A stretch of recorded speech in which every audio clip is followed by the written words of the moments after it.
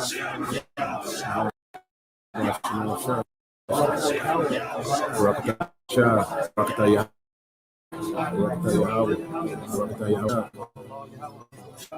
saw in the visions, and behold, one like the Son of Man came with the clouds of heaven, and came to the Ancient of Days, and they brought him near before him, given him and a kingdom, that all people, nations, and languages should serve him. An everlasting dominion which shall pass away, and his kingdom that which shall not be destroyed.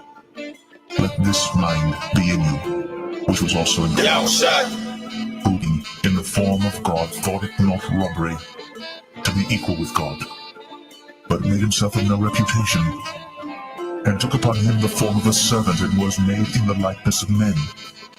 And being found in fashion as a man, he humbled himself and became obedient unto death, even the death of the cross. Wherefore God also hath highly exalted him, and given him a name which is above every name, that at the name of Jesus every knee should bow, of things in heaven, and things in earth, and things under the earth, and that every tongue should confess that is Lord, to the glory of God the Father. So Yahushua, when he comes back, he's pained to come and take this place out. Why do you think the scriptures say that shall rock to and fro drunk? What type of devastation is it going to take that's going to make the whole world rock back and forth? Scripture said so great an earthquake as never was seen before. So you have to imagine the amount of anxiety and frustration that one has, and when you're able to let it loose without any interference, man, you better get out that person's way, you know. And Esau gonna try to head right to the Lord, and the Lord's gonna fuck shit up. For behold, the Lord will come with fire, and with his chariots like a whirlwind, to render his anger with fury, and his rebuke with flames of fire.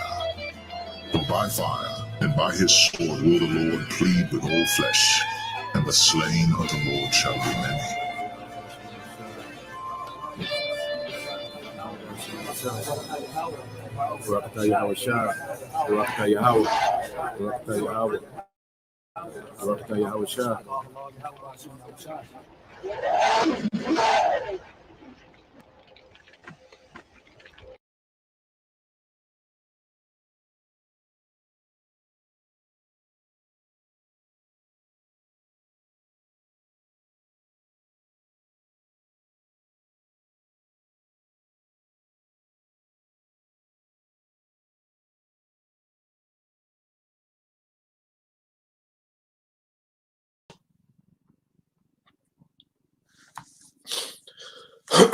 All right, Shalom. First and foremost, I'd like to give all praise, honor, and glory unto Yahweh, Bahashem, Yahushua, Bahashem, Kalkadash. Noble honors unto the apostles and the elders of GMS who rule well, teach well, being great examples to his younger brothers. And peace and blessings, salutations to the hopeful lake out there pushing his word in truth and in sincerity across the four winds in the name of Yahweh, Bahashem, Yahushua, pushing to get up out of here. Shalom to the hopeful lake, the believers, the listeners who may have came back to the obedience of the scriptures through faith in Yahweh Hashem Yahushua. Okay, and what I want to get into this morning is dealing with the King of Kings, all right, Yahushua. You know, because when you go into the Bible, the scriptures is centered around, you know, two nations, okay, two brothers, Jacob and Esau, that will eventually, you know, become nations in the earth, okay, and the timeline of these two nations, all right, is pretty much what the whole Bible is centered around. And the end game, okay, is for Yahushua to become King of Kings, all right, and Lord of Lords, okay? And we're going to go into the timeline and see the build up to it. And we have to understand particular things in history, okay, particular things in prophecy, and it leads to Yahushua becoming King of Kings. And that's what this thing was all about, okay? Because that's going to be the end of the end game. Because after Yahushua, okay, is made King of Kings and Lord of Lords in the earth. That's it. That's how that's how the earth will be ruled from here on out. Okay, through Yahweh Shai, righteous rulership on the throne of David, with the governing body of Israel, the 144,000, okay, and the rest of our people, being a part of what? Their ruling nation. Okay, we'll be a nation of nobility. Every brother in their order, okay, with their wives and children, okay, of their house, man. And this is what this thing is leading up to. So let's start off. Let's go to the scriptures, okay, and let's build up, all right, to Yahweh Shai, becoming King of Kings, Um, let's get into it.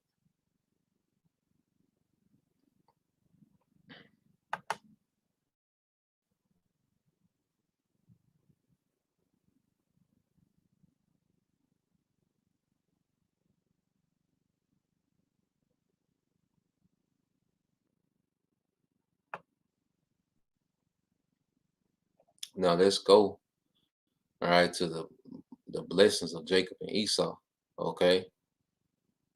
Now, when you go to Genesis 27,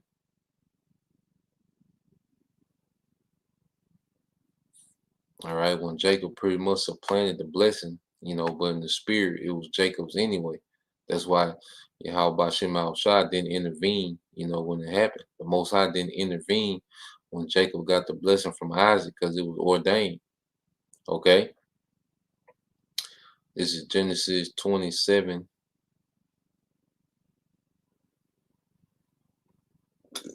I'll read to it.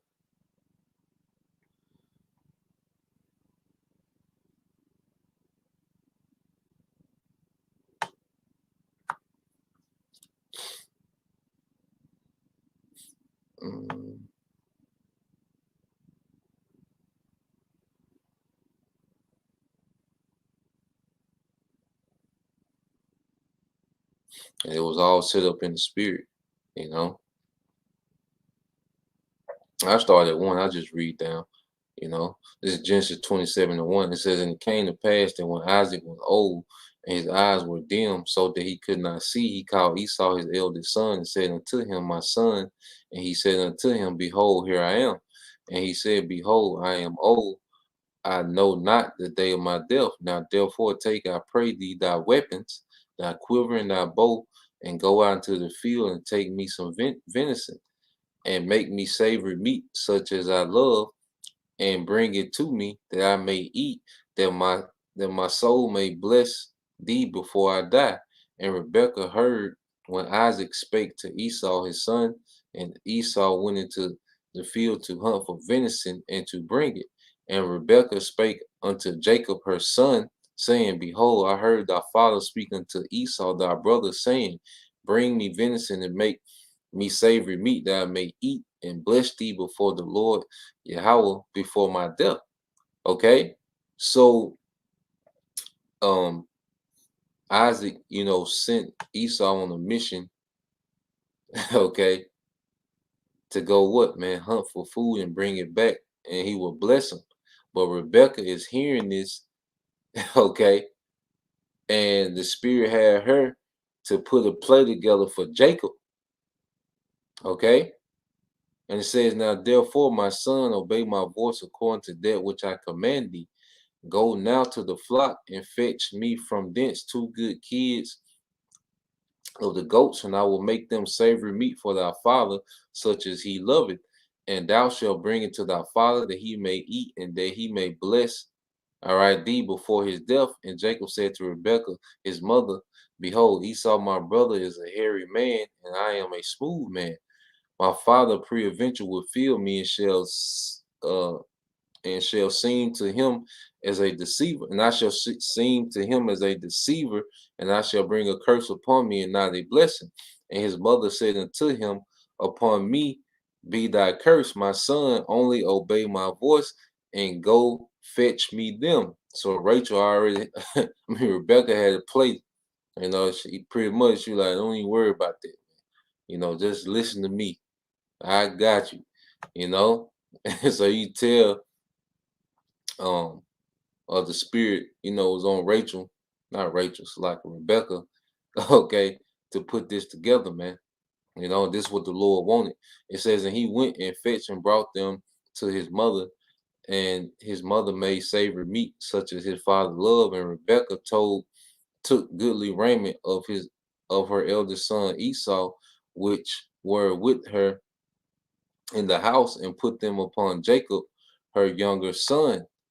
And she put the skins of the kids of the goats upon his hands and upon the smooth of his neck. And she gave him savory meat and the bread which she had prepared into the hands of her son Jacob. And he came unto his father and said, my father, um, he said, here I am, who art thou, my son?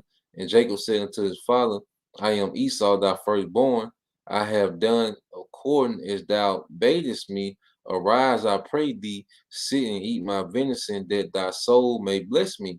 And Isaac said unto his son, how is it that thou hast found it so quickly, my son? And he said, because the Lord Yahweh Shema Shah, thy power, brought it to me. Okay, so I was like, how did you get back so fast? Okay, and Jacob like, you know, Lord bless me, you know, which in the spirit, the Lord was working with this strategy, man. All right, because it was always set up for Jacob. It says, and Isaac said to Jacob, come near, I pray thee that I may feel thee, my son, whether thou be my very son Esau or not. And Jacob went unto Isaac his father, and he felt him and said, the voice of Jacob's voice, but the hands are the hands of Esau. Okay. And he discerned him not, because his hands were hairy as his brother's Esau hands. So he blessed him. And he said, art thou my son, my very son Esau? He said, I am. And he said, bring it near to me, and I will eat of my son's venison, that my soul may bless thee. And he brought it near to him, and he did eat, and he brought him wine. All right, and he drank. Okay. And let's see.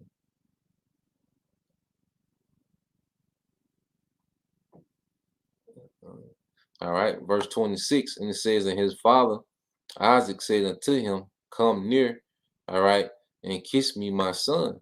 And he came near and kissed him, and he smelled the smell of his raiment, and blessed him, and said, see, the smell of my son is the smell of the field, which the Lord Yahweh Shema Shai hath blessed.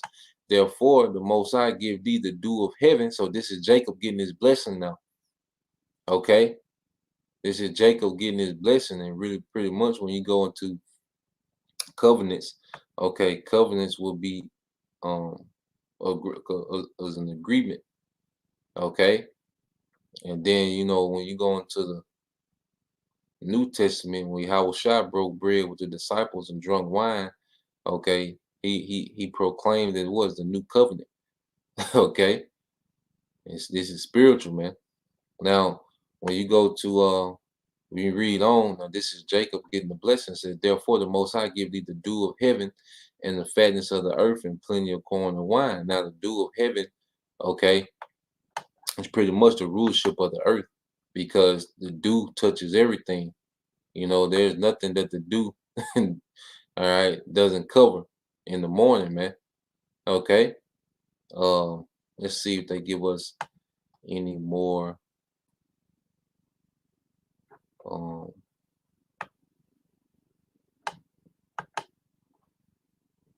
See, does it give us something in the translations?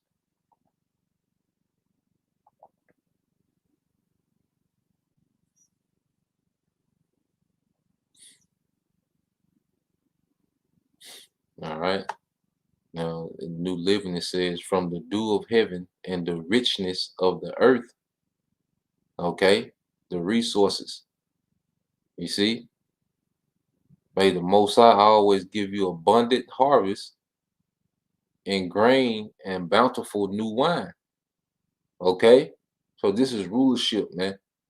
When you control the resources, this is a rulership. Now he's making it's a saying, plenty of corn and wine, but there's resources. That's rulership, man. Because he can't list, he wasn't gonna list all the resources in the earth, in his precept. So this is a saying that covers all resources, man.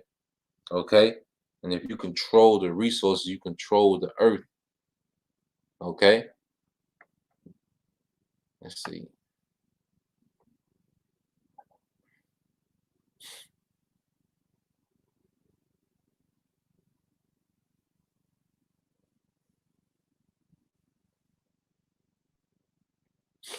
And the fatness of the earth, the goodly parts, because just as Esau Edom, he stays in the plush parts of the earth now, because he was blessed, with the dew of heaven and fatness of the earth, which we're going to get.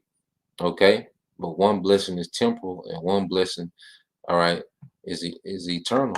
Esau was never promised an eternal kingdom, because you were reading and you be like, well, they got the same blessing, almost the exact same blessing. But see, when you read the scriptures, there's a promise of an eternal blessing to Jacob, and there's a promise of a destruction of the house of the wicked. Okay, so let you know that one is temporal and one is eternal. All right. Now when you go keep reading, said, therefore the Most High gives you the dew of heaven, that's the earth, and the fatness, all right, of the earth, and plenty of corn and wine. Let people serve thee, and nations bow down to thee. Be Lord over thy brethren, and let thy mother's son bow down to thee. Cursed be everyone, all right, that curseth thee, and blessed be he that blesseth thee, man. All right, so this is let people serve thee. Okay, so we was blessed, all right, to have nations to serve us, man. It's a blessing from Yahweh Bashim Al Shah. Okay, when we speak about the good news, this is what we're saying, man. We're getting into the rulership aspect of the scriptures, man. Okay, people serving us is part of the blessings. Okay, as the chosen people, all right, that's part of our eternal blessing, man. Okay, now when you go into the word serve, which is what abad in the Hebrew.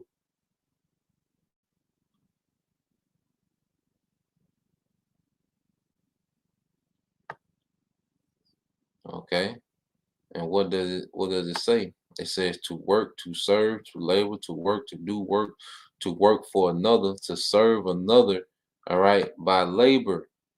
Okay, to serve another by labor. You see that? To serve as subjects. All right. And that's part of the promise, man, that we're coming into, man. And these nations will, all right, have to serve the nation of Israel, and it's going to be eternal, man. And that first 1,000 years, it's going to be tough. Okay. Until that energy of Esau Edom is eradicated from the earth, and he's going to be physically eradicated from the earth, man. Okay. Then it's going to lighten up, but they're still there. These nations are going to be in servitude eternally, man. All right, and we're going to get precepts to prove that. Now, that's the blessing of Jacob.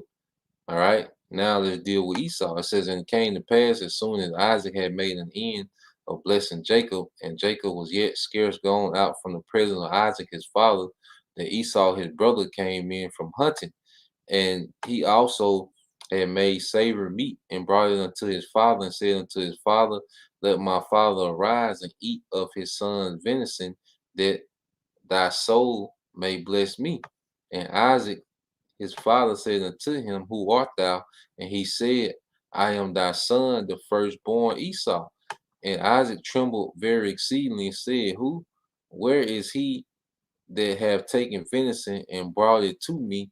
And I had eaten of all before thou camest, and have blessed him, yeah, and he shall be blessed. So, hey, Isaac confirmed it. You see, the end of this precept is very heavy, okay? Because he like, okay, I blessed Jacob, with the blessing, but this is Esau, whom I meant to give it to, okay, so called. So he like, I have blessed him, yeah, and he shall be blessed. It can't be changed. Then it was ordained in the heavens. When Isaac made that statement, yeah, and he shall be blessed, it means it was locked in the spirit. It wasn't no undoing. Okay. And what we see Esau doing is trying to undo this, man. Like he's tapping into CERN. It ain't just about opening portals. This man is trying to go back to where he can try to undo this, man. Okay. He's trying to undo this. This is what we're seeing playing out today.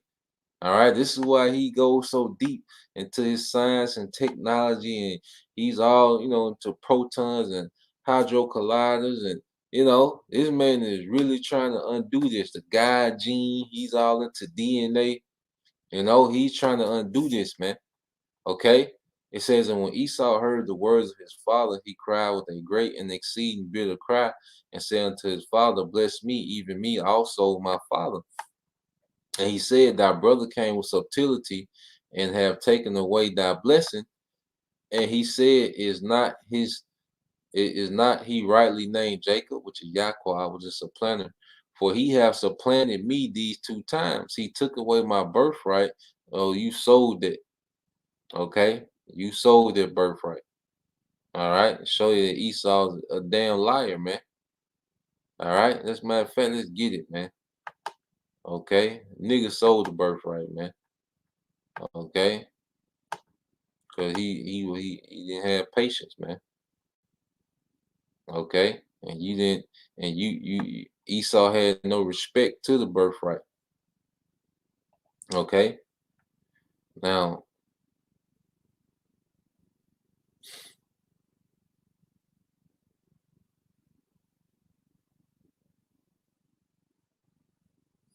this is I started 27. It says, and the boys grew. This is Genesis 25 and 27. And the boys grew, and Esau was a cunning hunter, a man of the field, and Jacob was a plain man dwelling in tents. And Isaac loved Esau because he did eat of his venison, but Rebekah loved Jacob. Okay, and then why was the spirit on Rebekah, to have this love for this favor for Jacob? Okay, because they play. All right, that the Most High put together in the spirit for Jacob to get the blessing, the rightful heir. Okay, and Jacob sighed pottage, and Esau came from the field, and he was faint. And Esau said to Jacob, feed me, I pray thee, with that same red pottage, for I am faint. All right, therefore was his name called Edom. Okay, which goes into red.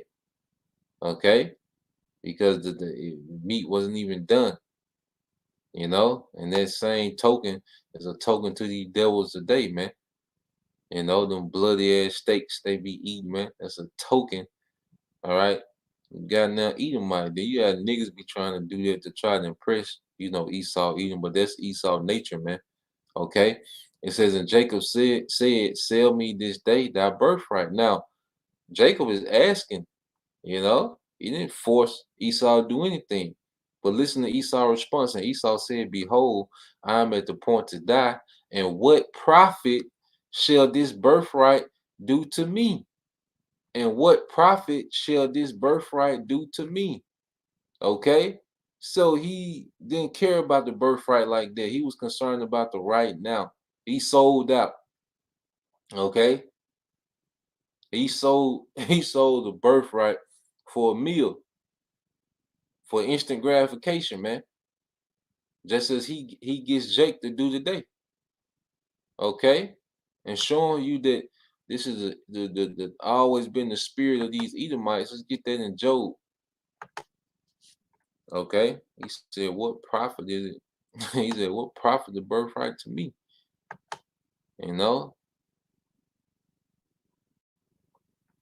I believe it's 21, might be 20.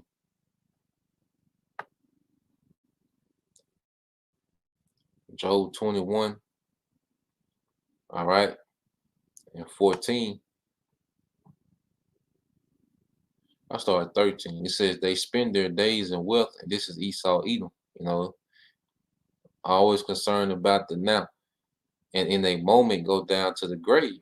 Therefore they say unto the Most High, depart from us, for we desire not the knowledge of thy ways. Listen to this. What is the Almighty that we should serve him? And what profit should we have if we pray unto him? Okay? Esau has always been in that energy of what does it profit him to serve the Most High? And that's why he had no regard for the birthright. Okay? He was concerned about the right then. Okay? So you see, it's the same energy throughout the Bible with Esau Edom. Okay? And that's how we know who is who, man. So go back to Genesis. Let's get Esau blessing, and then we'll carry on. And I pray this is making sense. If you got any questions, just ask on the comment board. Okay, because we're gonna walk through the timeline. It's gonna lead up to the the King of Kings, the main event. But I pray this is making sense. Let me get a con or a thumbs up. If y'all good so far. I want to make sure everybody, is understanding as we go through this. Go back to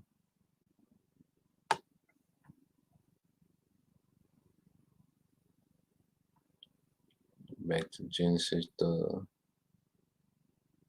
Okay.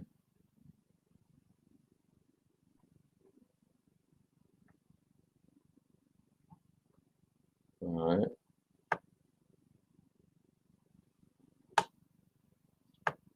right. Y'all good? Okay. Let's ride out. All right. So let's get back in Genesis 27 chapter. All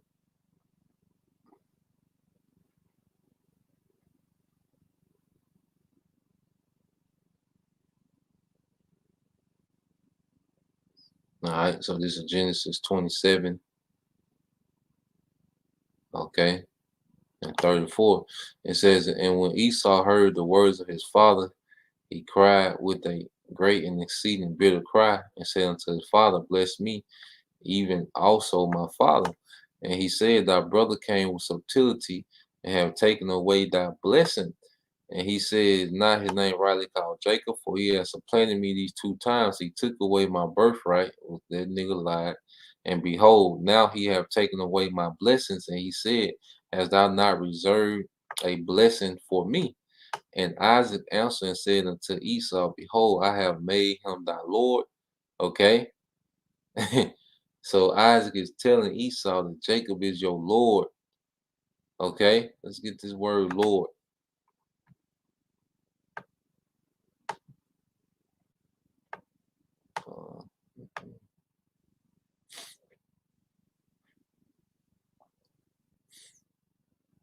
Get this word Lord.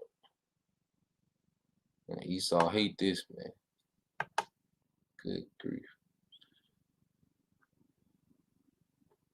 All right, in the Hebrew, this terms look like Gabaria. Gabaria. Okay. All right, and it says Lord. All right, ruler. All right, a master. You see? So pretty much is ordained in the heavens, okay, for us to be Lord over these devils, but we fail due to our disobedience. Okay, let's get a couple precepts on that. And that's why you seen, Solomon made this statement, as he was seeing the vision.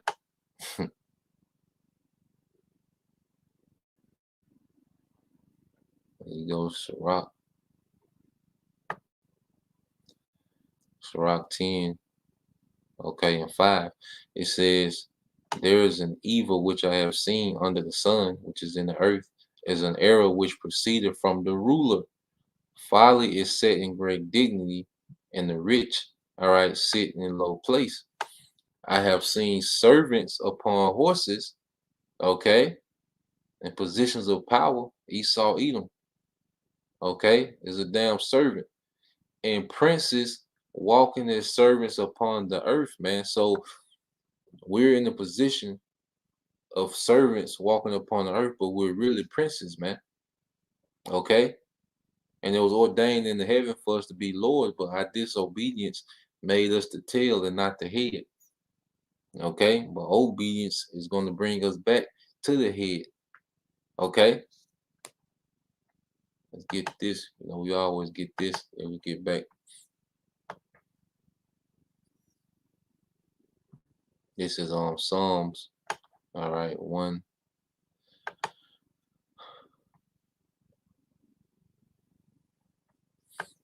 All right, this Psalms 122. All right, and 5. It said, "For there are set thrones of judgments, the thrones of the house of David." Okay, there are set thrones of judgment, man, because it's ordained. All right, Isaac just told Esau, "Look, he gonna be your Lord, man." Let's see the word "set." If he give us some, like Yeshab in Hebrew, what they say. Yeah, Yeshab. Okay. All right, and you get the definition is to remain, to stay. Okay. It says to set, to place, to cause to sit. Okay. To cause to sit. So there's set thrones, okay, of judgment for the house of David. So Yahweh Shema Shai is going to cause their rulership to remain. Okay. But we fell away for disobedience. And now the Lord is going to bring it back eternally, man. All right. Now let's finish this blessing. And we're going to.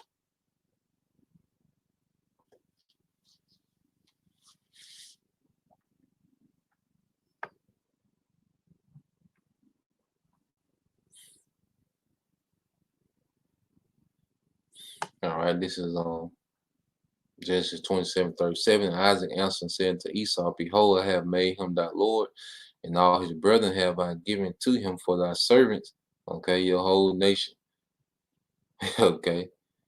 "And with corn and wine have I sustained him. And what shall I do now unto thee, my son?" So Isaac is pretty much telling Esau that he gave Jacob everything, man. Okay. Your brother got everything, even you. Okay. It says, "And Esau said unto his father, Hast thou but one blessing, my father? Bless me, even me also, O my father." And Esau lifted up his voice and wept. So niggas still crying and whining. All right. It says, "And Isaac his father answered and said unto him, Behold, our dwelling shall be the fatness of the earth, and the dew of heaven from above, from above." So it's the same blessing, all right, but it's temporal. Okay. And how he will get it, you know, will be different from how we will get it. Now, this is Genesis 27:40. It says, "And by the sword shalt thou live." Okay. By the sword shall Esau live, man, because you look at his rulership, it was nothing but war. Okay. His rulerships consisted of nothing but war after war after war. You know, as the Greeks, as the Romans. Okay. Alexander died, you know, from constant war, man. And the Lord finally took him out. But you go to Alexander, he was constantly at war.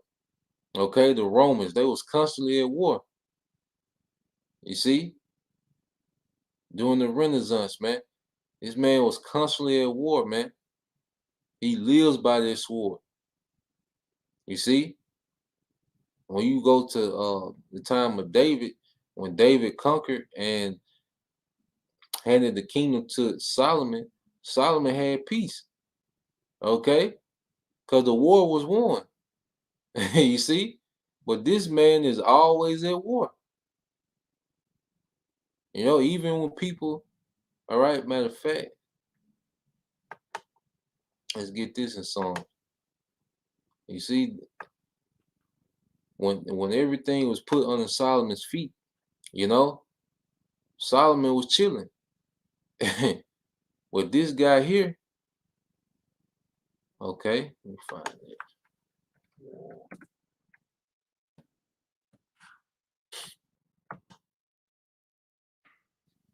But this guy here, you know, he lives by the sword. He never stops. He has no stop. You know. Let me see.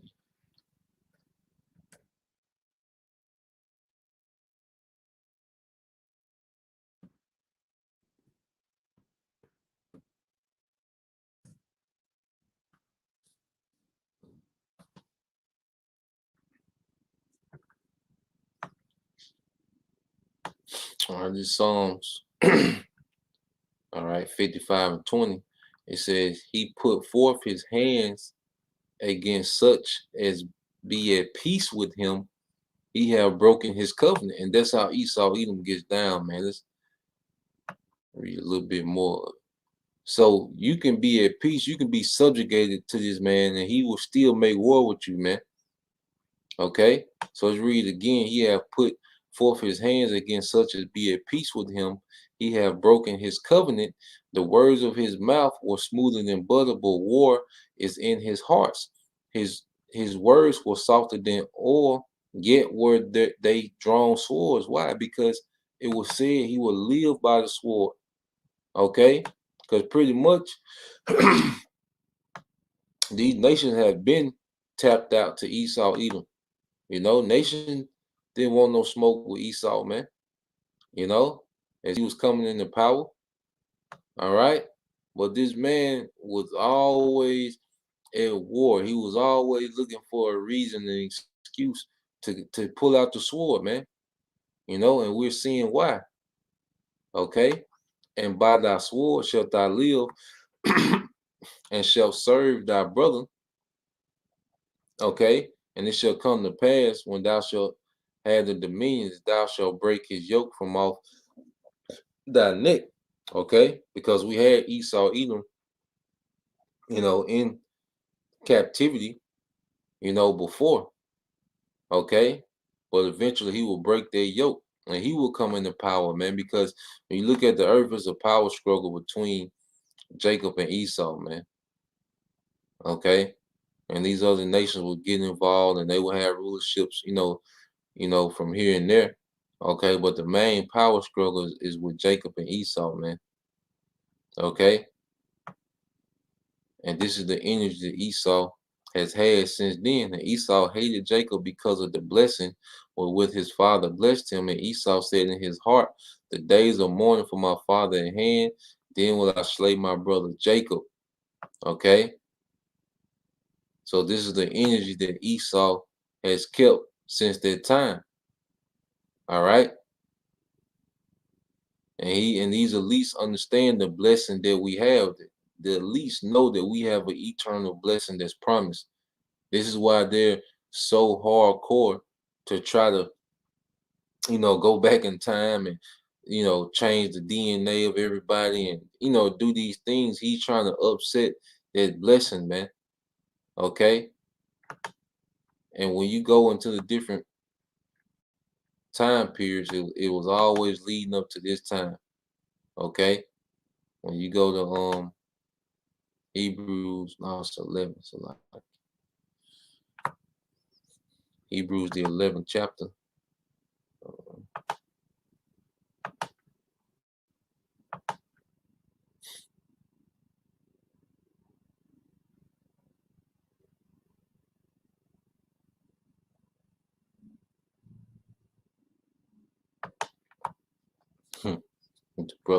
This brother Bayan Yasha Allah said research conducted by Yang Group of Geo Television Network reveals that the United States has been at war for 225 or 243 years since its inception in 1776. Yeah, this man, that's all the nigga know, man.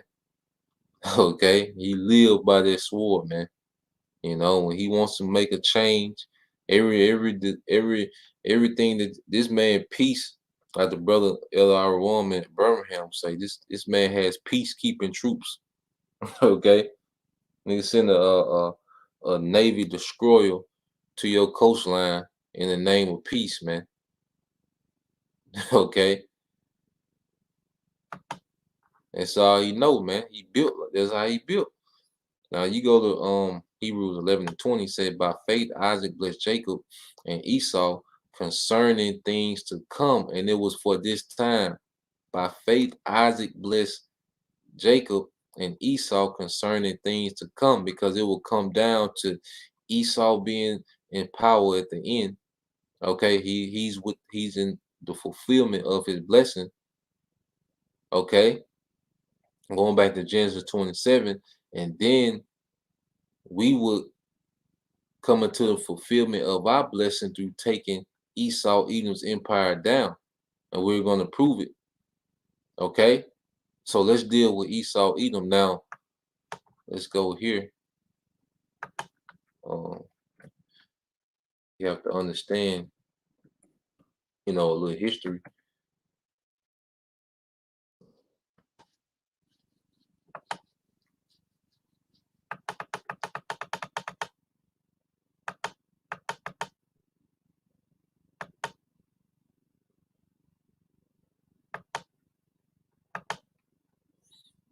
All right, so let's get this in.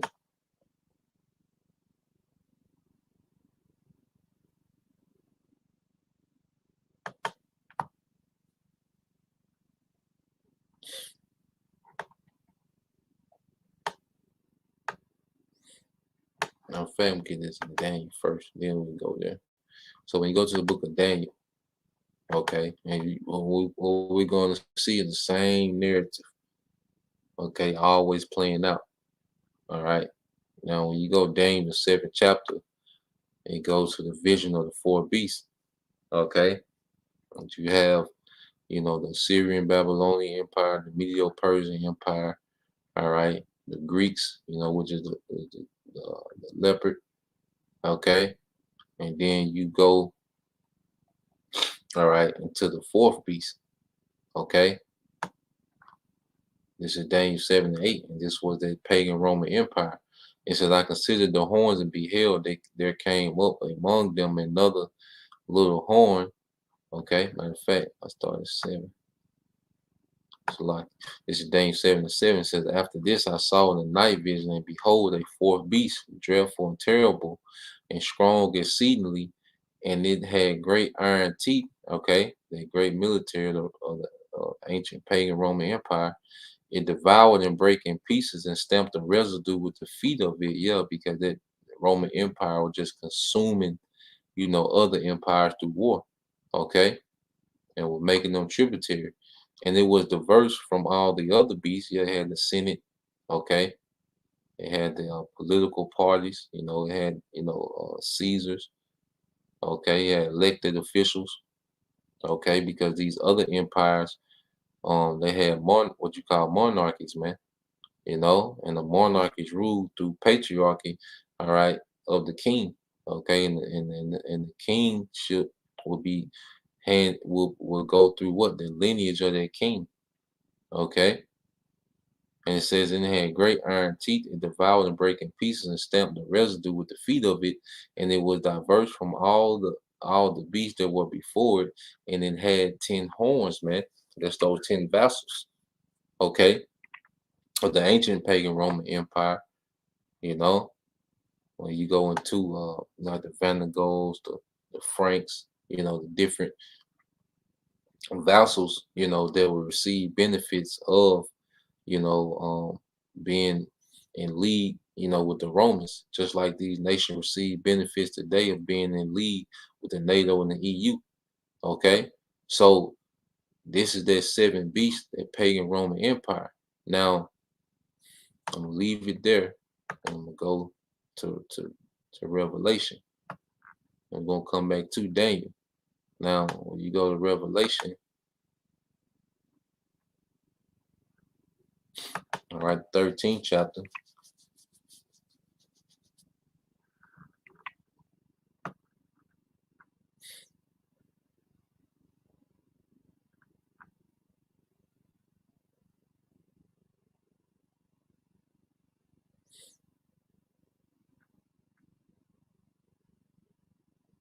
It's Revelation 13:1, and it says, "And I stood upon the sand of the sea, and saw a beast rise up out of the sea, okay, having 7 heads and 10 horns." Okay, going back to what, man? that Roman Empire, man. Okay, and now it's going into this whole Edomite power structure. Okay, this beast is speaking of this whole Edomite power structure, the 7 heads. Matter of fact, let's get this picture. All right, let me show this picture real quick.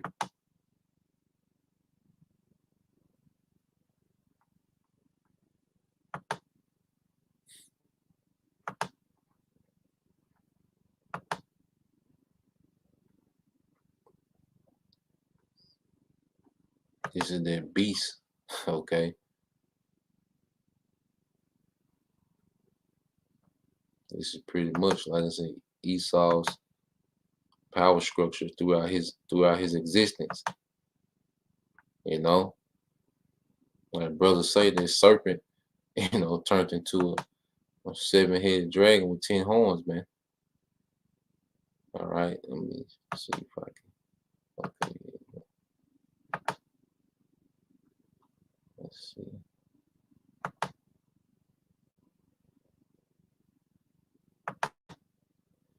Okay, this is that beast. Okay, so as you can see,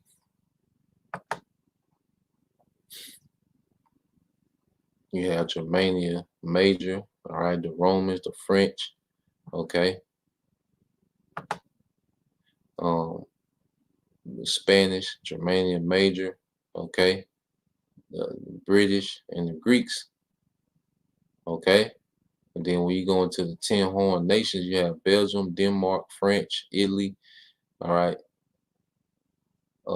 Luxembourg, the Netherlands, Greece, Ireland, England, and West Germany. Okay, these are these 10 horns. Okay, and what we've seen today in this time is that ancient that beast of Daniel the 7th chapter. You know, it was wounded, but then what? It came back. Okay, during the Renaissance. And this is what emerged. This is Esau in the fulfillment of his blessing in Genesis 27 chapter.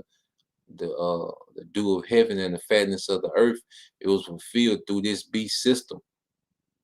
Okay?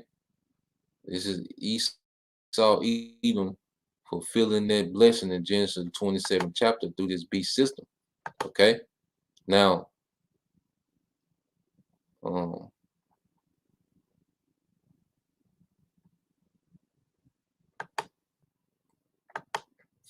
let's go back to the scripture.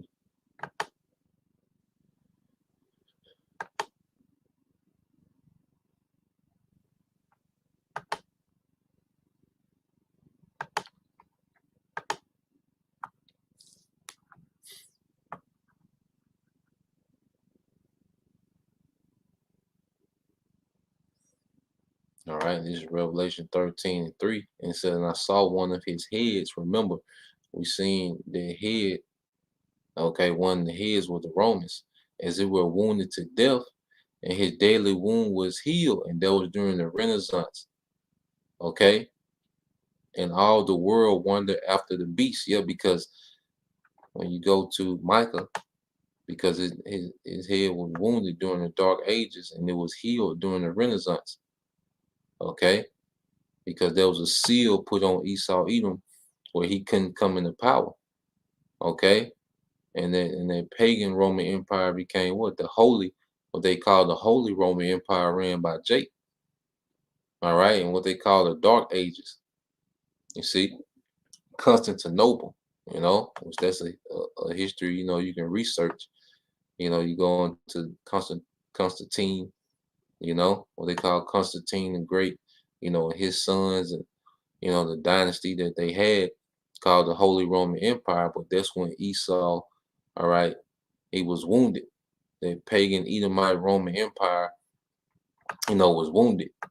Okay, and the scriptures speak of it in Malachi, all right, chapter 1.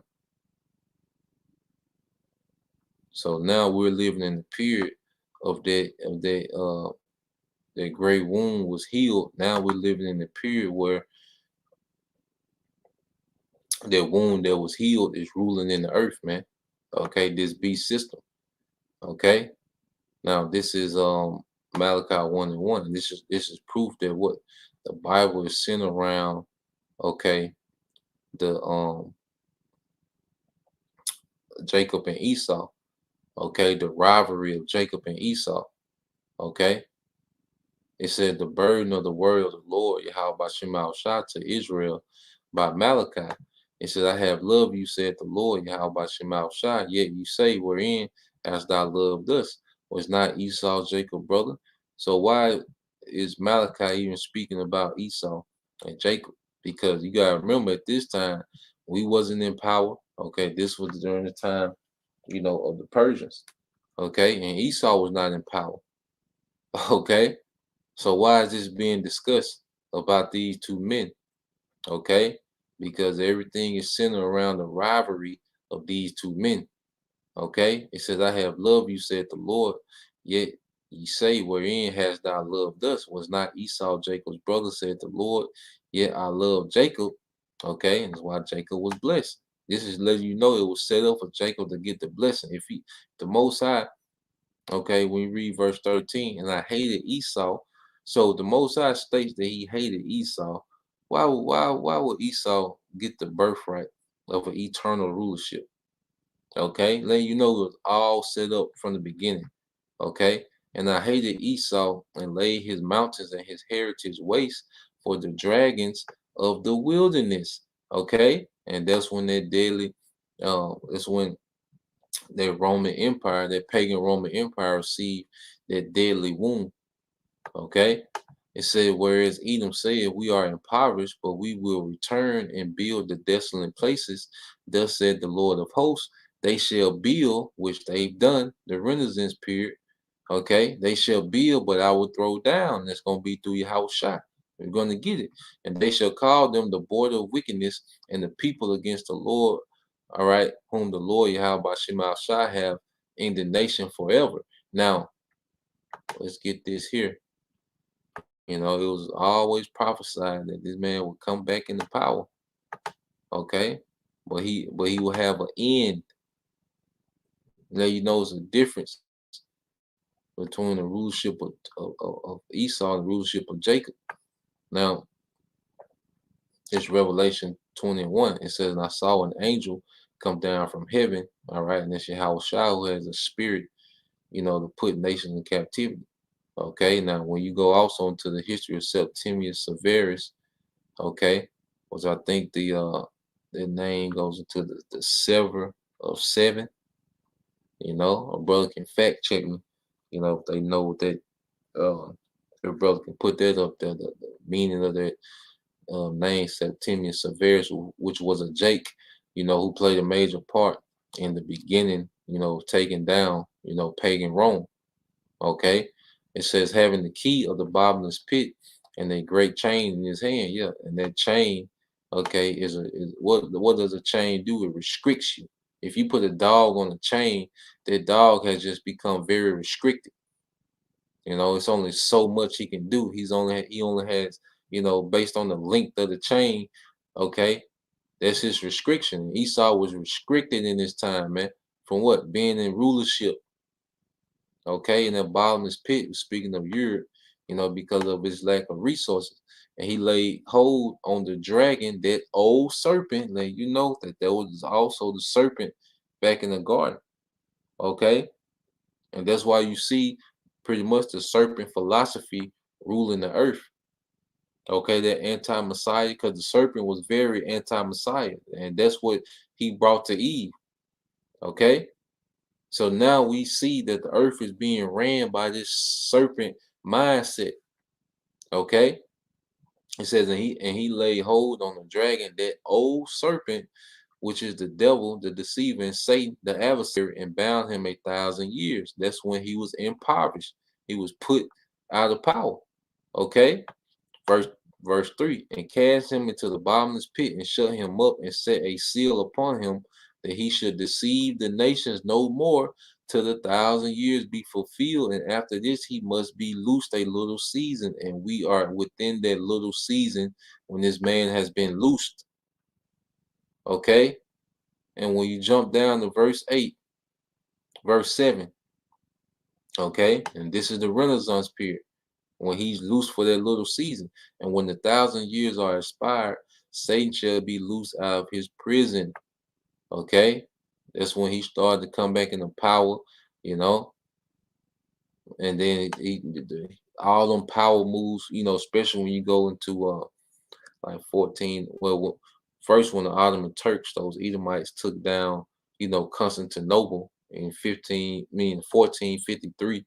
Okay.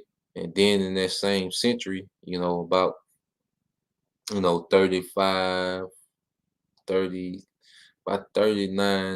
yeah, 39 years later, in 1492, you had the fall of Granada, okay, which those Spanish, you know, Edomites took down, you know, the Moorish Empire, okay.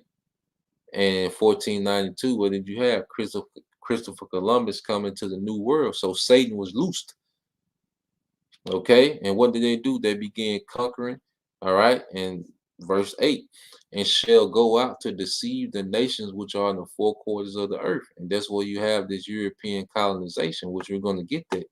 Gog and Magog, to gather them together to battle, the number of whom is the same that the sea. Yeah, so it goes into his rebirth, okay, will be him going throughout the earth, deceiving, and that Christianity, Roman Catholicism, okay, was a major way that he deceived the earth, man. I know, because he made the Bible into his image, okay. And that's one of the greatest deceptions in the earth. And you have Christianity being the biggest religion, but it's under the narrative of Esau Edom, the deceptive doctrine of Esau Edom, okay, where he's the supreme being and he's the chosen one, okay, and he's the image of God, okay. But it's going to end with Gog and Magog, which is Russia, okay, which is going to jumpstart the war that will end Esau's empire, man. Okay, and let's get this real quick to link it up. It's going to be the same narrative throughout the Bible. When you go through prophecy, the same narrative. This man coming into power, and then it talks about the end of this man's power. Then you know it's a temporal blessing. When you go back to Revelation 13,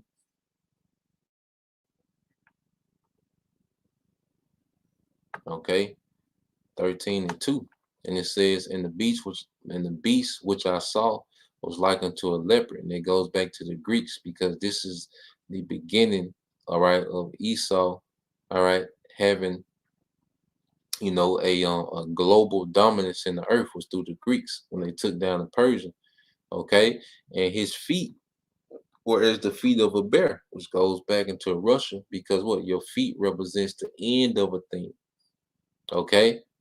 So just like it said, how they would go forth to deceive the nation, but Gog and Magog will be gathered together for the battle.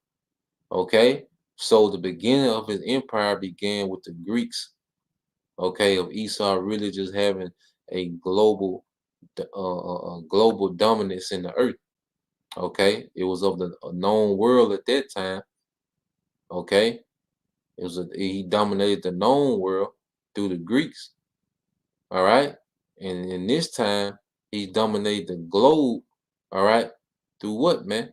that beast, okay, that dragon, that deadly wound that was healed, that Renaissance period, he really fully tapped into his blessing, man. Because you gotta think, we had a portion of our blessing during the time of David and Solomon. We was ruling, you know, the known world, okay, for that little period of time.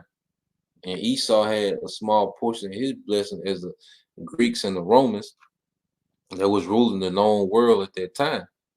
Okay, but now we're seeing Esau in the fulfillment of his blessing. Okay, and it will always lead to what? Russia's jump starting a world war. Okay, and in the midst of World War III, who gonna show up? Yahweh Shai. So it all lead to Yahweh Shai becoming King of Kings, man. Okay, it says in his mouth, okay, as the mouth of a lion, and that goes into the elites, man. Okay, mainly out of London, which that controls the policies of this beast system. Okay, this is the mouthpiece. Okay, this beast system.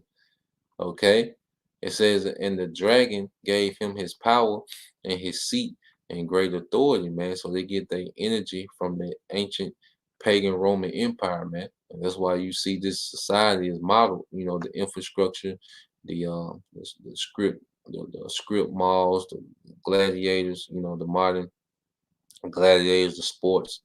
Okay, poetry was, you know, big in ancient Rome, and poetry was, you know, it was lewd. Okay, just like the music of today. You see, they come in the same energy of Rome. Now,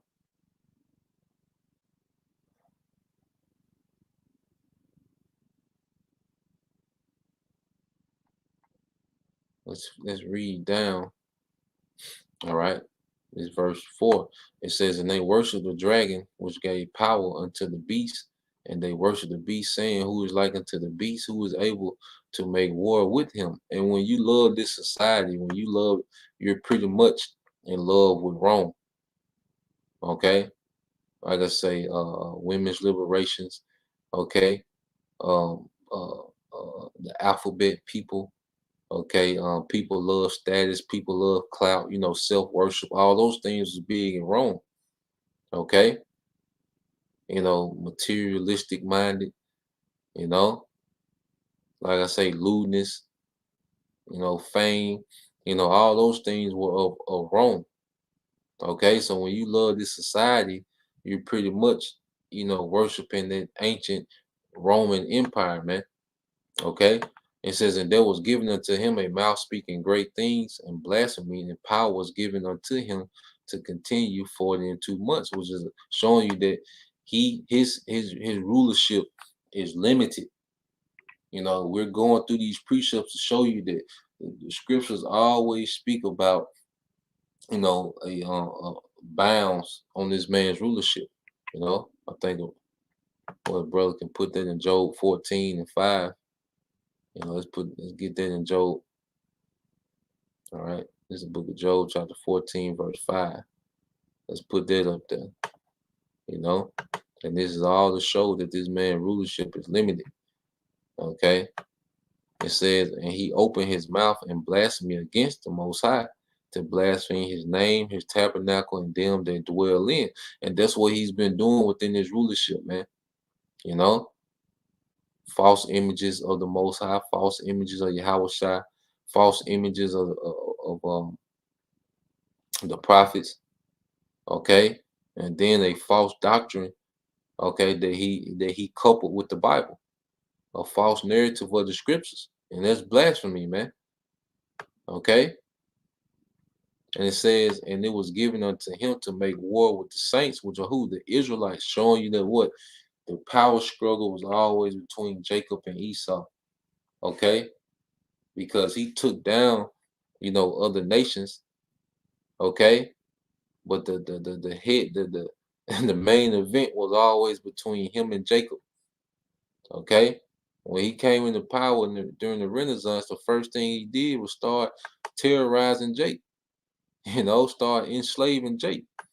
Now let's get this in Job 14:5. It says, "Seeing his days are determined, the number of his months are with thee." See that?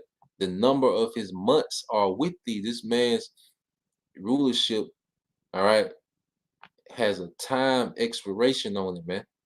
It said, thou has appointed him, okay? Thou has appointed his bounds that he cannot pass. He's limited, okay? If a brother can put that, you know, the days of Israel is innumerable, okay? But we're seeing that this man has bounds, okay? And it says, verse 7, it says, and it was given unto him to make war with the saints and to overcome them, which we was overcome. That's why we're in captivity now. Okay. The Spaniards overcame, the northern kingdom, the Spanish and the Portuguese. Okay. The British, overcame a lot of the British and the French overcame what? The southern kingdom. Okay, that's why you have a French influence in Haiti. Okay, a British influence in Jamaica. Okay, which is Benjamin. All right, Haiti going to the Levites. Then you have a Dominican Republic, a Spanish influence. Why? Because this beast system made war with the saints, man, and overcame. Okay, but it was due to our disobedience, and power was given him over all kindreds and tongues and nations, man. Okay, and let's get that. Let's get that. We're gonna get. I got an article I want to get. Okay.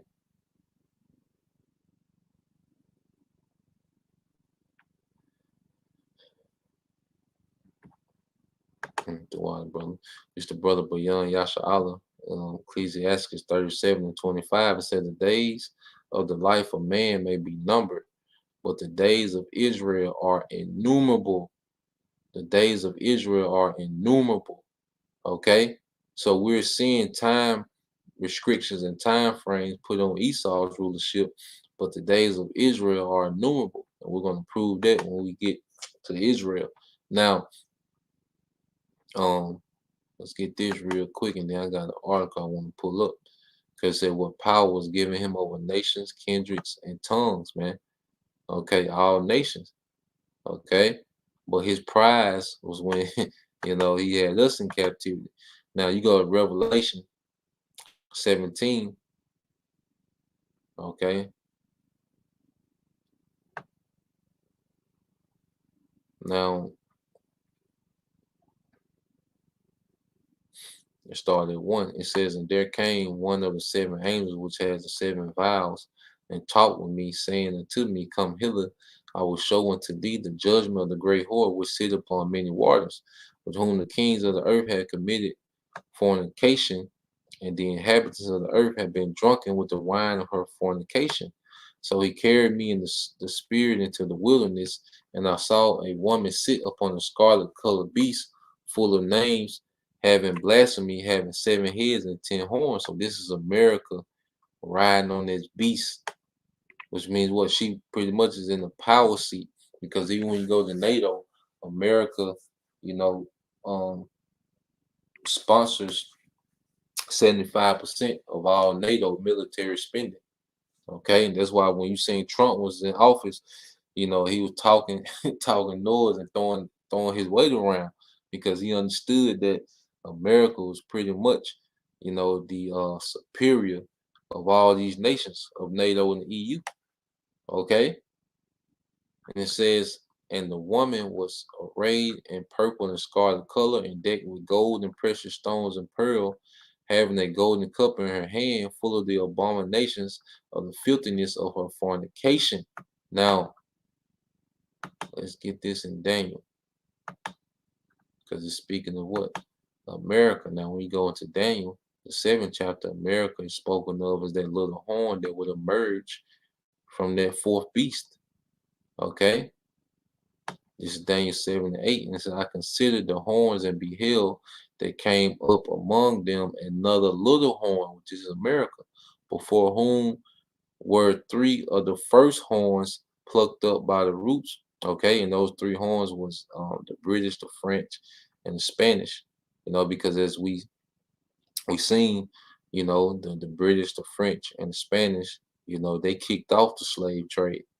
Okay, and they, colonized a lot of these lands, okay, in the Western Hemisphere. Okay, but America would emerge, all right, through that revolution with the British.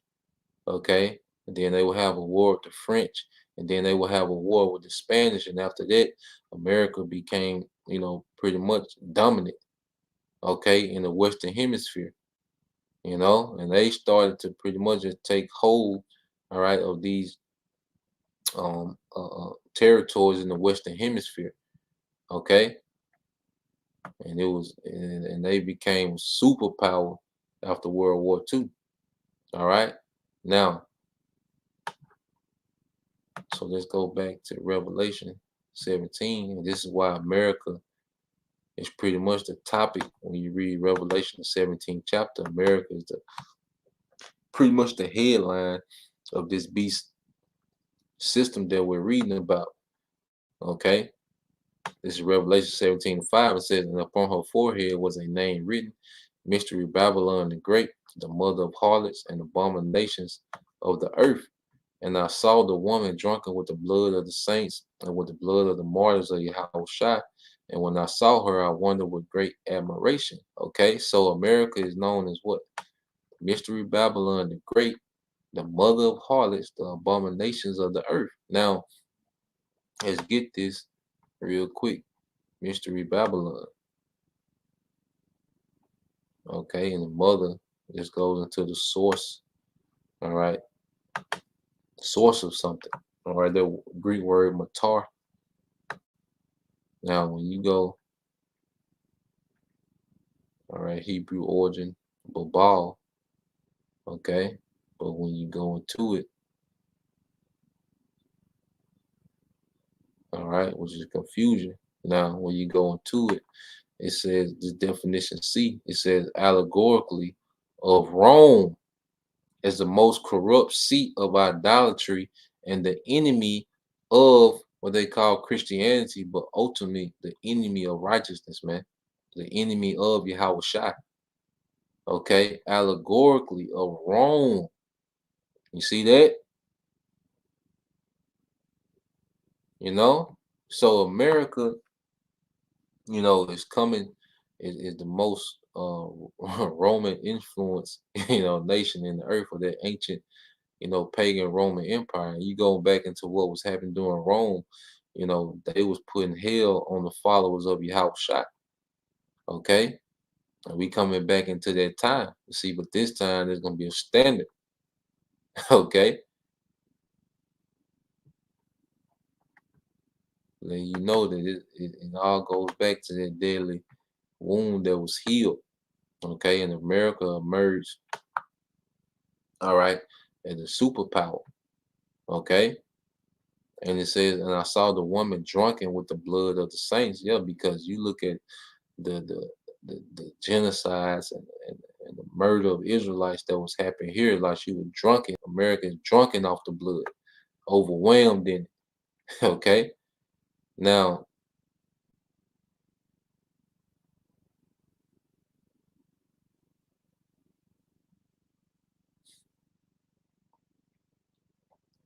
verse verse 7, it says, and the angel said to me, wherefore didst thou marvel? I will tell thee the mystery of the woman and of the beast that carry her, which have 7 heads and 10 horns. Okay. So now the angel finna tell you, all right, look, this is what's finna happen. All right. You marveling because there's a lot of people that marvel after America, man. You know, showing that John, you know, seen a woman, you know, that looked it good because America, all right, looked good from afar. That's why you had all these nations, you know, pretty much you know, risking their life to get over here, man. Okay. Admiring after America. That's why scripture also refer to it the well-favored harlot in the book of Nahum, the 3rd chapter. Now it said, the beast that thou sawest and is not, all right, Slaka, the beast that thou sawest was and is not, and shall ascend out of the bottomless pit. Okay. And that's the pagan Roman Empire going down. Okay. But then coming out of that bottomless pit, Europe, because they came from Europe to do what? Colonize the earth. It says, and go into perdition, okay, destruction, and they that dwell on the earth shall wonder whose names are not written in the book of life. Yeah, because if you're not of the elect, you're going to be enchanted, okay, by this rulership, you know, and that's what we're seeing now. The masses are being enchanted. The masses of our people, Israelites, are being enchanted. Okay, Eve got the mask on to this day. You know, trying to bring back Rome, man. It says, whose names were not written in the book of life from the foundation of the world, when they beheld the beast that was the pagan Roman Empire, and it's not, because that empire, you know, when you go to Italy, okay, and you go to Rome, that empire doesn't have that glory and splendor that it has. Okay, it says the beast that was, because they worshiping that energy from that ancient, you know, pagan Roman Empire, but that actual Roman Empire, when you go to Italy and go to Rome, you know, that glory of it is not there. The influence of actual Rome, the city, is not there. Okay, but then it says, and yet is. Why? Because it's living through what? America, NATO, and the EU, but mainly America. Okay. It says, and here is a mind which hath wisdom. The 7 heads are 7 mountains, which are 7 governments, which we went over. Okay, Germania Major, Germania Minor. Okay, the Romans, the Greeks, the French, the Spanish, the Spanish. Okay, and and Britain, man. Okay.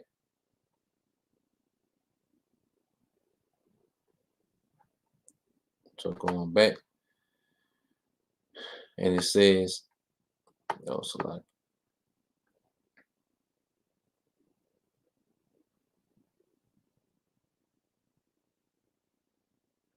it says, and there are all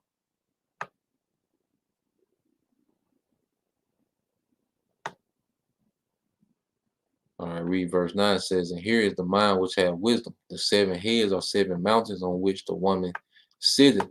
Okay. And there are 7 kings, 5 are fallen, and 1 is. Yeah, because what you had was, let me see.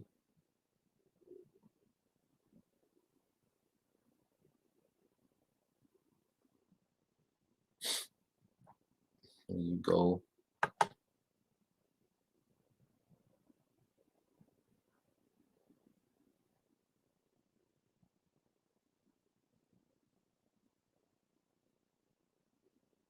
Because when you go into America, okay, America is pretty much of, okay, who? The British.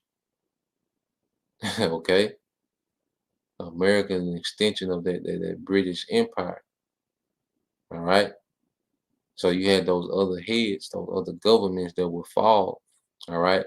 And America would come out of Britain. Okay. Let's see. All right. And there are 7 kings, 5 are fallen, and 1 is, and the other is not yet come. And when he cometh, he must continue for a short space. And that's the British. Okay. And it says, and the beast that was and is not, even he is of the 8th, America, because America comes out of Britain. Okay. And is of the 7, and goeth into prediction, which is what? Perdition, which is destruction. Okay.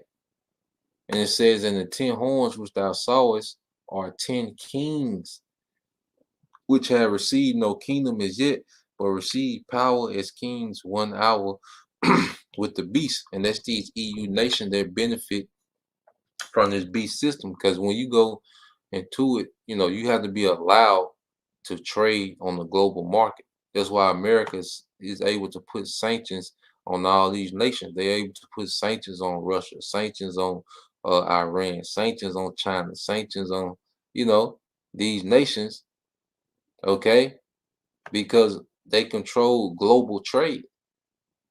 You see, and these nations that are part of this beast system, these 10, okay, vassals, Belgium, Denmark, French, Italy, Luxembourg, Netherlands, Greece, Ireland, England, and West Germany, okay, they benefit, all right, from trade agreements with EU, okay, and NATO, okay, they benefit militarily, you know, they get different aids and weaponry, all right. Now, what I want to get real quick,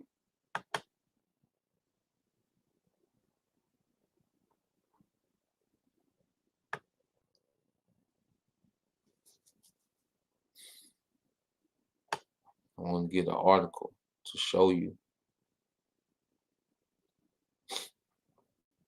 how this beast, is dominating the earth.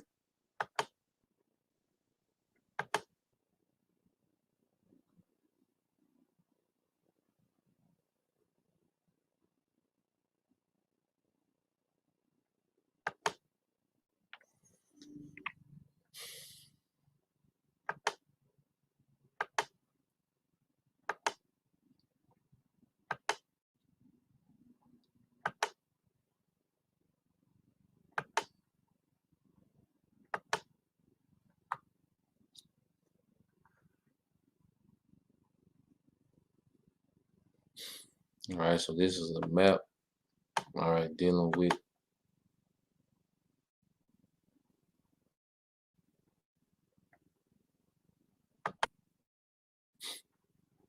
all right, and it says European colonization conquered every country in the world but these five.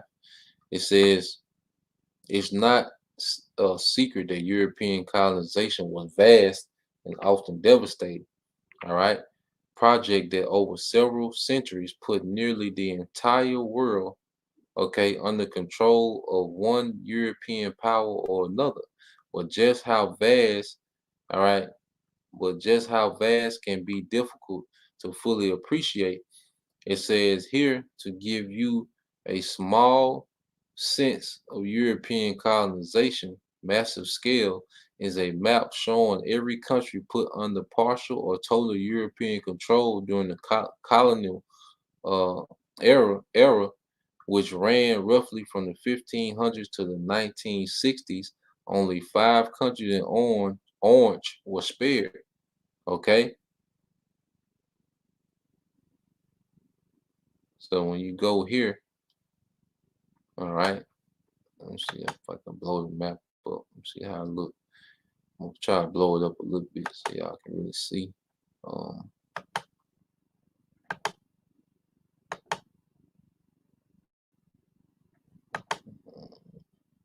all right, so as you see the map, this is all these beach nations.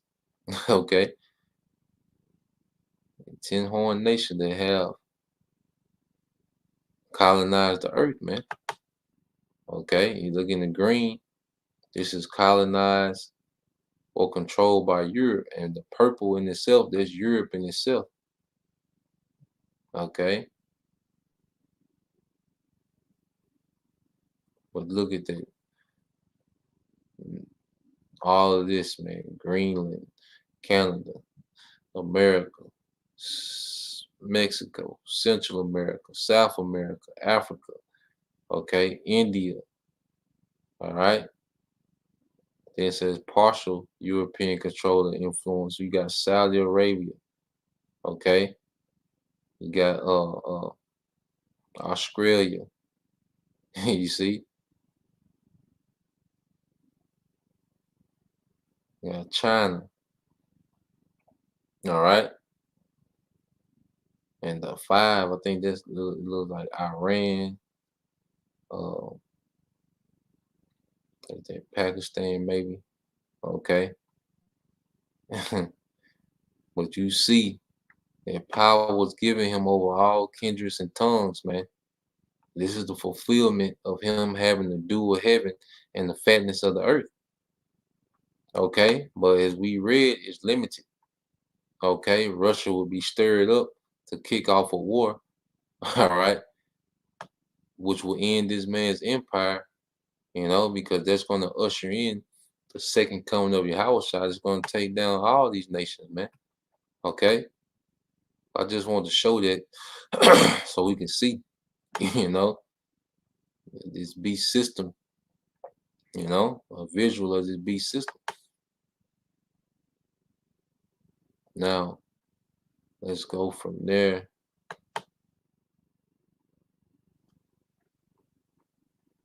Let's get back into the precepts.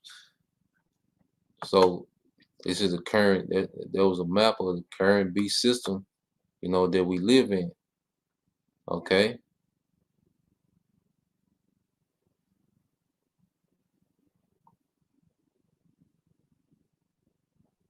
So they read verse 12. Let me hold on. Get this precept back up there.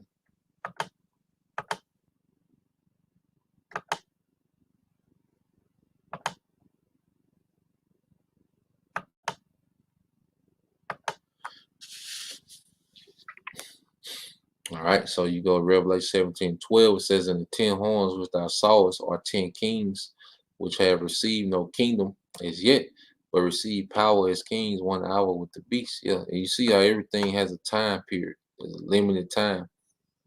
Okay, everything is limited. Okay, when it talks about this man empire, I'm keep reiterating, prove that you read Genesis 27, we have Jacob and Esau got similar blessings. Okay, but it constantly speaks about a time period when it comes to Esau's blessing, man. Okay, and he's in the fruition of his blessing. I said these have one mind, okay, and shall give their power and strength unto the beast, and that's where you get the EU, okay. Because the EU is a treaty. NATO, that's a treaty of nations to pretty much allow, okay, allow this beast system. Because see, you have to understand, like the EU, they get affected by certain things that America does, because they got these agreements with America that, America has even put sanctions on on different EU nations before, man. Okay, but they decide to give their power to the beast so they can partake in the commonwealth, okay, of this beast system. Now we read and you see that, but we're gonna jump. We're gonna go back to 14. Okay.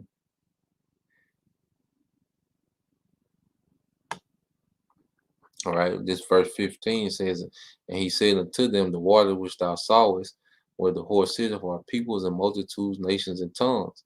All right, and the 10 horns which thou sawest upon the beast, these shall hate the whore which we're seeing now, and shall make her desolate and naked, and shall eat her flesh and burn her with fire." Okay, nukes. "For the Most High have put it in their hearts to fulfill his will and to agree and give their kingdom unto the beast until the words, all right, of the Most High should be fulfilled." So there's a certain time period, okay, that the Lord wanted these nations in agreement, okay, and they will eventually turn and destroy America, okay, and then Yahushua is going to come and destroy them. You see, it's all the setup, and then the blessing of Jacob will begin, and it's going to be eternal. Okay, so now let's go to Daniel, the 2nd chapter, and let's segue into Yahushua. I knew this lesson gonna be kind of long, but gotta get it all out, man. This is Daniel chapter 2.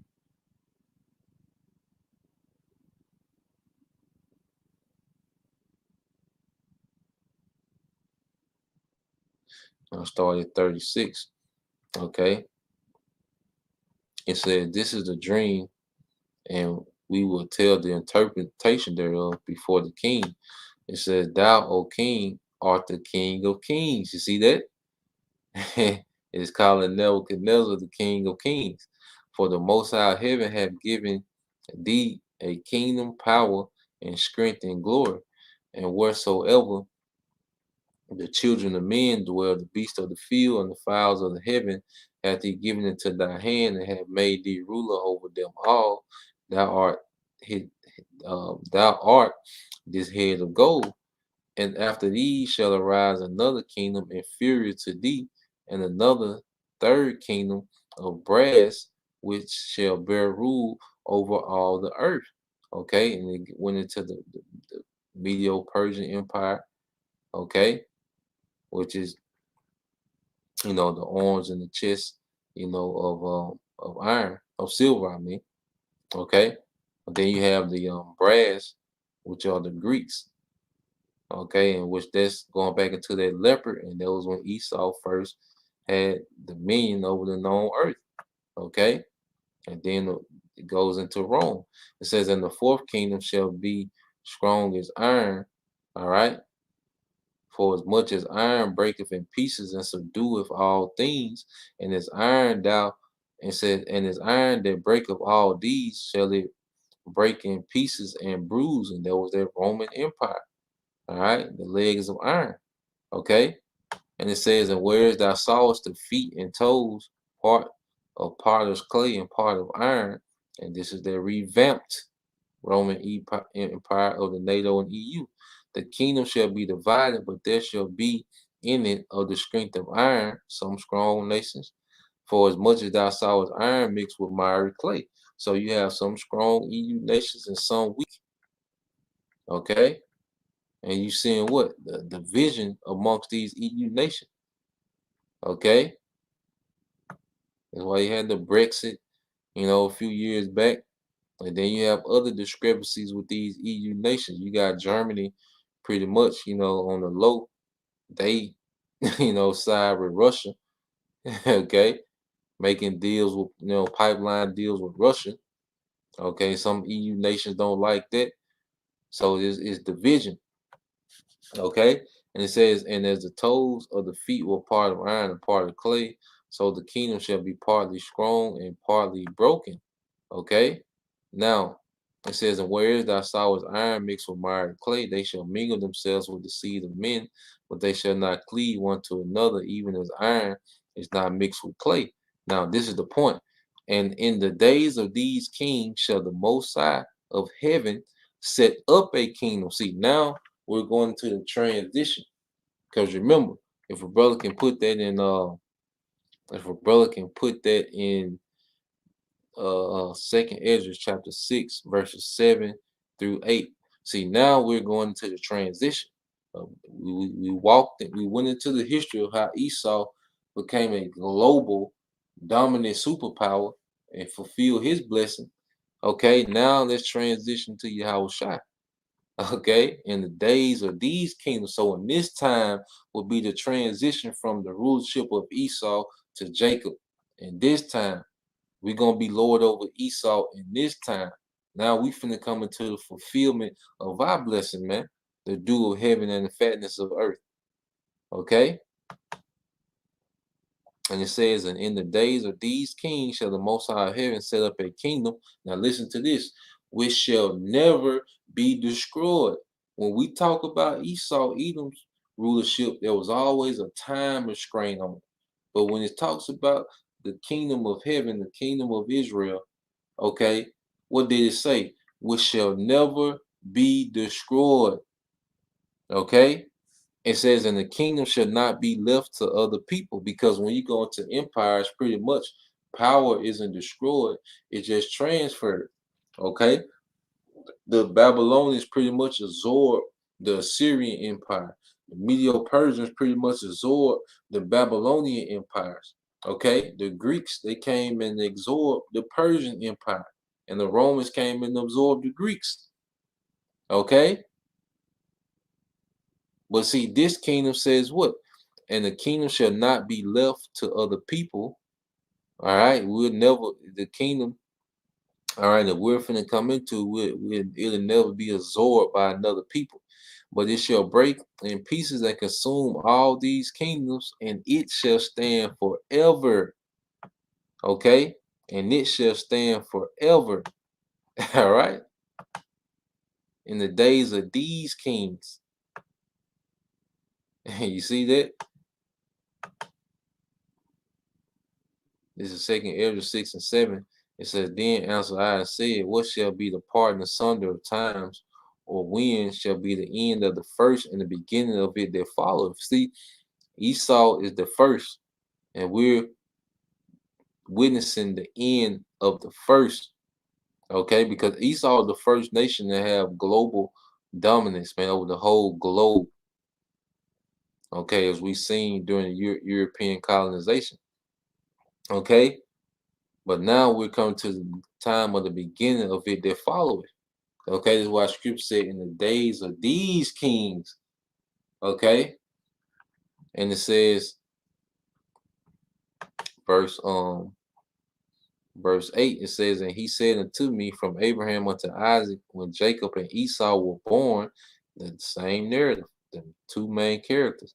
Jacob's hand held first the heel of Esau. And when you go into this statue, okay, what's gonna be destroyed? The heels. Okay. This is the ultimate Jake, Yahweh Shai, grabbing the heels of Esau's kingdom and snatching it down. Okay. Verse 9. It said, for Esau is the end of the world, and Jacob is the beginning of it that followeth. Okay. And this statue is a direct, okay, prophecy dealing with that, man. Esau, this is the end. This NATO, EU, okay, this new Roman Empire, this is the end of Esau's rulership. Okay. And ours is to follow directly after, man. Okay, that's why you've been seeing all these chariot sites, man, because you know, let's get it, brothers, lighten it up. This is on the brother Hopeful 3. It said this is on Ecclesiasticus 10 and 8. Because of unrighteous dealing, injuries, and riches gotten by deceit, the kingdom is translated from one people, okay, the Edomites, to another, all right, which is Jacob, okay, the tribes. You see?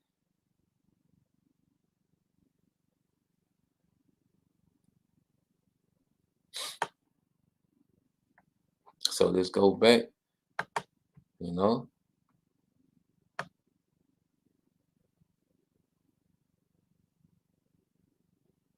This is 45. It says, for as much as thou sawest the stone was cut out of a mountain without hands, and the stone is how shot, and they break in pieces the iron, the brass, the clay, the silver, and gold. Okay, the great power have made known to the king, all right, what shall come to pass hereafter, and the dream is certain. All right, just like what the Isaac say, you know, I blessed him, and yeah, he shall surely be blessed. So they said the dream is certain, and the interpretation thereof sure. Okay. So we here, brother, we are at a kingdom, man. You know, the thing now is just patience and holding on, but we here, man. The interpretation thereof is sure. You see? So let's go back to Daniel 7. Because when it spoke about the little horn, what did it say? Right after, man, it's the same narrative all the way throughout.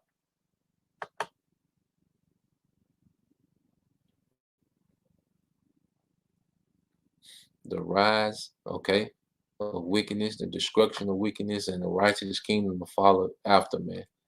Okay. This is Daniel 79. It says, I beheld till the thrones were cast down. Okay. And the Ancient of Days did sit, which is the Most High, whose garment was white as snow, and the hair of his head like the pure wool. His throne was like the fiery flame, and his wheels as burning fire. Okay. Till the thrones were cast down. Okay. A fiery scream issued and came forth from him. Thousands of thousands ministered to him, and 10,000 times 10,000 stood before him. Those are the chariots, the angels. Okay, and they're just waiting on commandments from the Most High. They just, you know, on deck. You see, it said the judgment was set and the books were open. You see, the Bible is a book of judgment. You see, the Bible is a book of judgment, man. So when we read these things, we're reading, you know, the judgment of these nations. And right now, the books are open. And that's why we see what things are happening, because it's leading to this judgment. It says, I beheld then because of the voice of the great words which the horn spake. All right, that's America. All right. So America has gotten so bad that the spiritual realm, you know, is got to get involved, man. Okay, their wickedness and blasphemy is made into the heavens, man. I beheld till the beast was slain. This whole beast system, NATO, EU, it's going to be destroyed, man. And his body was destroyed and given to the burning flame. And Yahweh Shai is coming back with that fire, man. And then they're going to be setting themselves on fire with these nukes, man. Okay? And saying as concerning the rest of the beasts, they had their dominion taken away. Okay, the privilege that they enjoyed with the NATO and the EU, it was taken away. Yet their lives were prolonged, all right, for a season in time, man. Slavery. Okay. All right.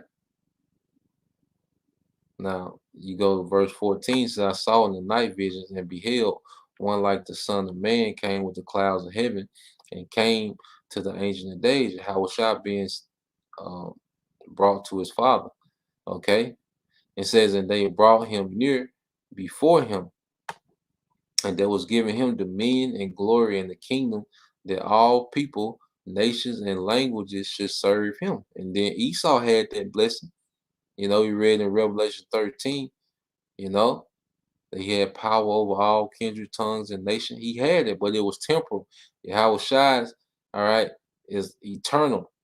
All right, and it's going to say his dominion is an everlasting dominion. Okay, which shall not pass away, and the kingdom that which shall not be destroyed is eternal. Okay, it is eternal, man. All right, so Esau received a similar blessing, but it was temporal. Okay, now I think the brother posted some things in Daniel. You know, then we get revelation and ride it out.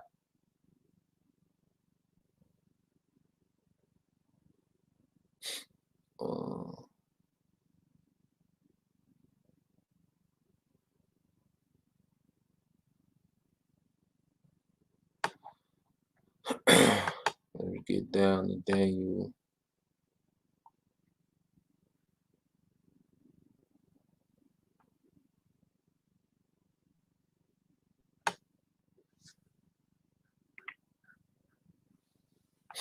All right, this is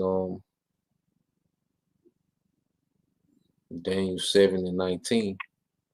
It says, then I will know the truth of the fourth beast, which was diverse from all the others, exceeding dreadful, whose teeth were of iron, and his nails of brass, which devoured, breaking pieces, and stamped the residue with his feet. So what you have, okay, is now they finna link the pagan Roman Empire to America, okay, and then the translation of kingdoms.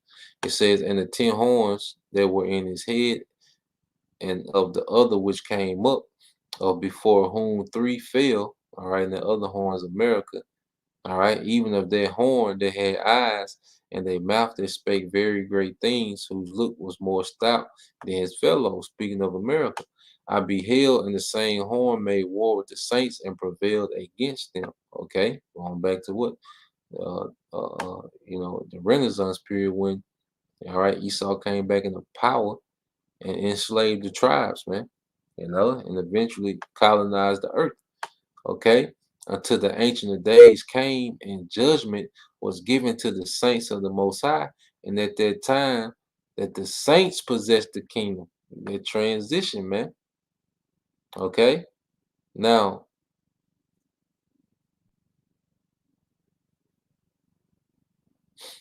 verse 26, it says, but the judgment shall sit, and they shall take away his dominions to consume and destroy it until the end, and the kingdom and the dominion and the greatness of the kingdom under the whole heaven, which is the earth, shall be given to the saints of the Most High. So when we get Esau's kingdom, okay, when it's translated into Jacob, that's rulership of the earth. See, Esau dominated the earth just for us to come and take it, man. Okay, the ultimate supplant. He's going to be supplanted again. He went and did all this conquering and terrorizing the earth just for us to come take it, man. Okay, so we're going to have dominion over everything that the Esau currently has dominion over and more. Okay, we're going to absorb his global dominion, man. All right, it says, "And the greatness of the kingdom under the whole heaven shall be given to the people of the saints of the Most High, whose kingdom is an everlasting kingdom, and all dominions shall serve and obey him." Okay, because the earth is going to be subjugated to the obedience of Yahweh Shema Shai through what, man? Okay, through his people. They beginning with Yahweh Shai and their governing body. Okay, the Heavenly Father is going to rule in the earth through his Son. Okay, through the 144,000. All right, and that's going to influence the whole earth in righteousness, man. You know, and it's going to be everlasting. So that's why when you get this, let's get Revelation 19.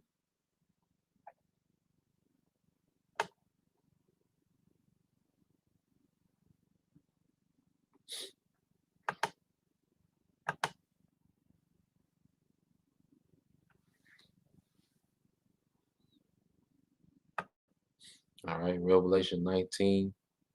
All right, and 2. It says, "For true and righteousness are his judgment, for he have judged the great whore, which did corrupt the earth with her fornication, and have avenged the blood of his servants in her hand." Yeah, so he's going to deal, Yahushua is coming to deal with this whore directly, man. Okay, and we jump down to verse 11. It says, "And I saw heaven open, and behold, a white horse, and he that sat upon him was called Faithful and Truth, and in righteousness he doth judge and make war. His eyes were as a flame of fire, and on his head were many crowns, and he had a name written that no man knew but he himself." So Yahweh Shai is coming to make war in righteousness with this beast, man. Okay?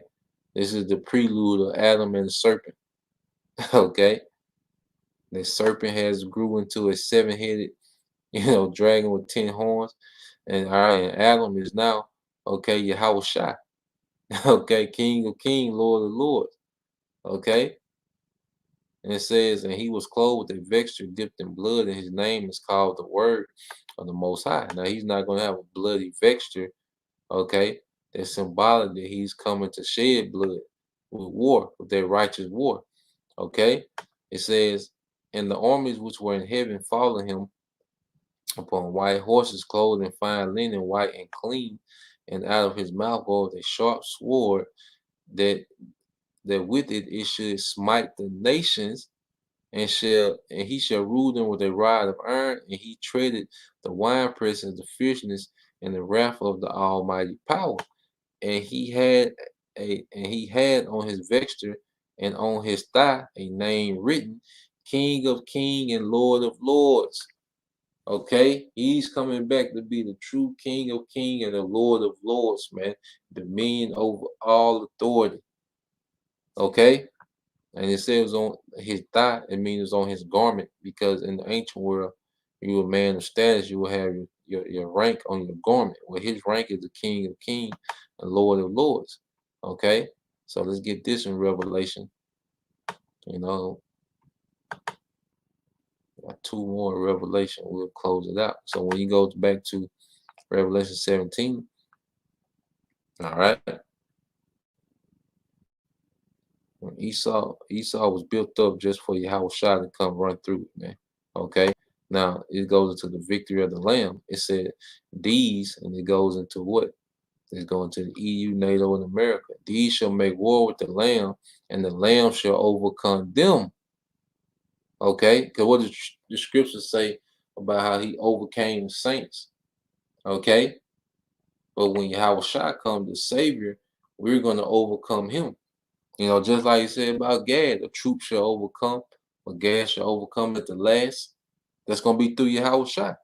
"For he is the Lord of Lords and King of Kings, and they that are with him are called and chosen and faithful," man. Okay? So this is Yahweh Shai fulfilling the promises of Jacob back in Genesis the 27th chapter. Okay? We finna come into our fulfillment of that. Okay? And let's end it here, A little longer than expected, but you know, it feels good to get all of it out. You know.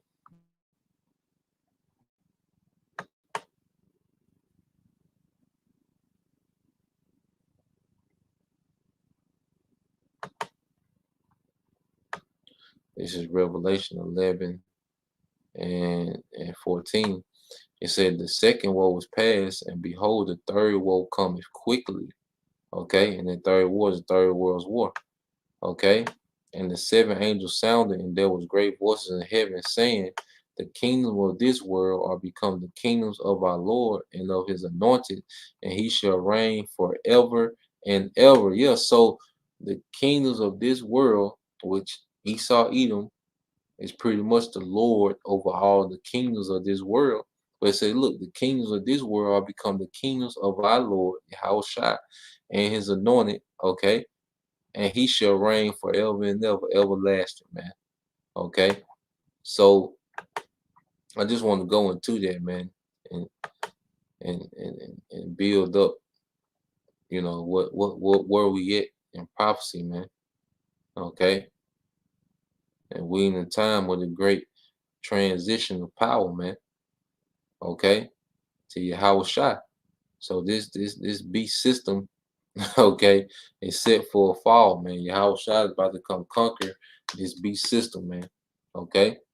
So Lord will you brothers, you know, you few sisters edified, you know, until next time I say Shalom, Kwon Yasha Allah, Abba, DTA soon. Shalom.